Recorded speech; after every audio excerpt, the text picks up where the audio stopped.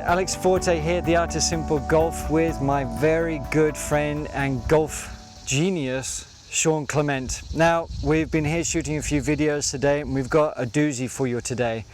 A lot of you want tweaks for more power. I get emails literally every day asking for more power, but it's not as difficult as you may think. And you know, we hear these buzzwords about getting more lag and all that kind of stuff, but we're going to show you something today that is going to stop you sabotaging your lag, because nearly every single one of you, whether you're in your 50s, 60s, 70s, in your 20s, whether you're playing off 5 or 25, you're pretty much all of you are sabotaging your lag.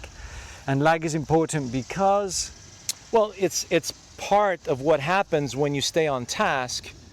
The task of not hitting the ball, but the task of sending a ball to a target. the thing is, when we try and get lag, that's when we screw it up. Well, what happened, you know, for someone who's been playing for 20 years and has been going after the ball for 20 years, and their dominant hand is their right hand.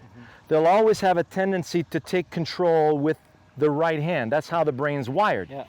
But then, when we take the club and we put it in the lead hand, go ahead, put your club in your lead hand here, Alex. Now let's say you wanted to cut through this tee with your lead hand. Go ahead. Now, you guys will notice that the lag on that was pretty spectacular, right? You're not going to force the club backwards and try to hit the tee from behind with that lead hand. No, I'm not going to try and sort of over-exaggerate it either. That's right. And I'm not going to try and flip down here. Correct. I'm just going to allow that to gather. Look at that. You just decapitated the tee perfectly. Yeah. So I take that student and I put the club in their lead hand, and I allow them to feel that, and we do a couple of wiffle ball shots. Okay. What do you mean? So, well, we could do a normal golf ball here. So if you were going to hit, you know, cut through the tee with the ball on it, go ahead. Okay. You'll notice that you'll have to close the face a bit more. So I'm just hitting this with one hand? Yep.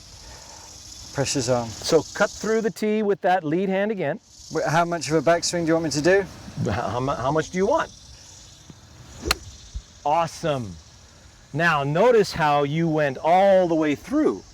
Now after you hit a few shots like that, I'm going to ask you to put the right hand on and allow the right hand and the right arm to position itself in a way that would not sabotage what you just did. Okay. The right hand would then be along for the ride and not take control of the swing. So not to do this to hit out the ball or something. That's the thing. So if you allow the right hand, your dominant hand, to take control of your swing again, then that's where you'll go after that golf ball. It's like squirrel, right? There's a squirrel. So do a practice swing with your lead hand only. Good. Now put your right hand on and feel like it's a lead hand dominated swing completely. So the same swing? Same swing with the lead hand, and feel how that right hand is along for the ride. It's not detaching itself from the grip. No, it's being sort of pulled you'll notice along that's almost. it. But you'll notice that you'll have to create space for that right hand and that right elbow now. If the right arm hits the side of your body, you can't get through with that left hand anymore. Now you're going to have to make all kinds of compensations to get there. So where do you feel you need to be at address for the right hand to be part of that party? So you're going to come allow more room here. Exactly. So now when you come through with the lead hand again, do you feel like the right arm and hand is in a position to follow? Yes. And to allow it to do its task? This is how we can be our own coaches, really. That's it. It's like, this is how you can dial yourself in. Exactly. So there's the left arm feel. Okay, great. Now the right arm, does it feel like it can follow that path? A rehearsal above the ball with that right hand on. That's it.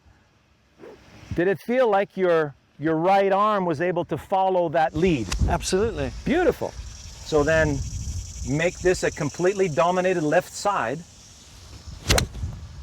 Awesome. And this man can swing a club, you guys. Beautiful, beautiful swing. So that's basically all they need to do. Take some left-handed swings. Because left-handed, you can't lose your lag. Yeah. That's the cool part. So now you've got that, you start becoming aware of what's happening with that lead hand, and film yourself. You'll notice, wow, that's amazing lag. So you'd never force it this way, the arm's falling through.